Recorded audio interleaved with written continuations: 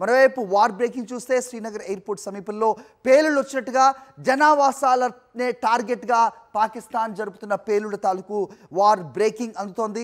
కొన్ని ప్రాంతాల్లో సైరన్లు మోగుతున్నాయి. సో మొత్తం జనాలందరూ కూడా ఇళ్లకే పరిమితం అవ్వాలి, ఎట్టి పరిస్థితుల్లో కూడా బయటకు రాకూడదు అంటూ ప్రజలను అప్రమత్తం చేస్తోంది ఇండియన్ ఆర్మీ. సో తలుపులు అలాగే కిటికీల వద్ద ఉండకూడదు, కర్టన్స్ వేసి ఉంచాలి అనే సూచన కూడా ఇండియన్ ఆర్మీ చేస్తోంది. శ్రీనగర్ ఎయిర్పోర్ట్ సమీపంలో పేలుళ్ళు సంభవించినట్టుగా ప్రస్తుతం మనం బ్రేకింగ్ చూస్తున్నాం. ఈరోజు ఉదయం నుంచి కూడా అటు పూంచ్ రజౌరీ సెక్టార్లతో పాటుగా శ్రీనగర్లో కూడా సివిలియన్సే టార్గెట్గా జరుగుతున్న దాడుల్ని మన భారత వైమానిక దళం తిప్పికొడుతోంది, వాటిని గాలిలోనే నిర్వీర్యం చేస్తోంది. అయితే కొన్ని మాత్రం జనావాసాలున్న ప్రాంతాల్లో ఆ మిజైల్స్ కానీ డ్రోన్లు కానీ పడి ఒకంత ప్రాణ నష్టం కూడా జరిగినట్టుగా కూడా అప్డేట్ అందుతోంది.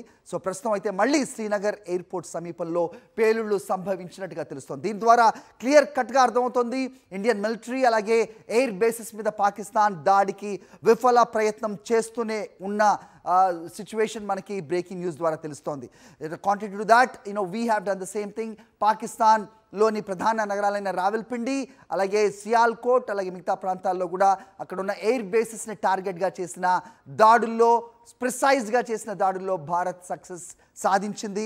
అక్కడ ఎయిర్ బేసిస్ని పూర్తిగా నేలమట్టం చేసింది అనే బ్రేకింగ్ కూడా మనం ఉదయం నుంచి చూస్తున్నాం. ఇంతకుముందు ఆర్మీ ఆఫీసర్స్ నిర్వహించిన ప్రెస్ మీట్లో కూడా మన ఫారెన్ సెక్రటరీ మినిస్ట్రీ కూడా ఆ విషయాన్ని ధృవీకరించిన దృశ్యాలు కూడా మనకి కనిపించాయి.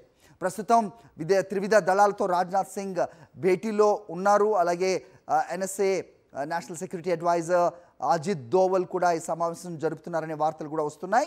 ప్రజలను అప్రమత్తం చేస్తోంది ఆర్మీ. శ్రీనగర్ ఎయిర్పోర్ట్కి దగ్గరలో పేలుళ్ళు సంభవించినట్టుగా కూడా మనకి వార్ బ్రేకింగ్ అందుతోంది.